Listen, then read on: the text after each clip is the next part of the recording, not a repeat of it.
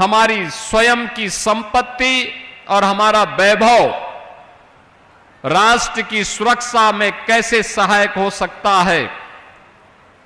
दानवीर भामा शाह का प्रेरणादायी व्यक्तित्व उसका उदाहरण है। याद करिए, हल्दी घाटी के युद्ध में तत्कालीन परिस्थितियों को देखते हुए जब महाराणा प्रताप को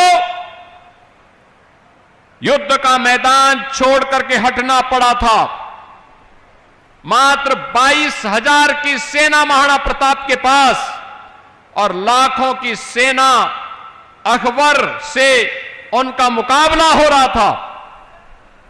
उस युद्ध में अंतिम क्षण की घटना के कारण कुछ ऐसा घटित हुआ कि महाराणा प्रताप को युद्ध का मैदान छोड़ करके जंगल की ओर पलायन करना पड़ा था।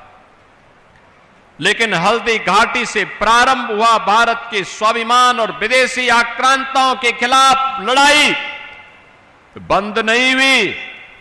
अरावली के जंगलों में लड़ाई लड़ती रही और एक समय ऐसा भी आया जब महाराणा प्रताप के पास इस युद्ध को लड़ने के लिए कुछ भी नहीं रह गया था।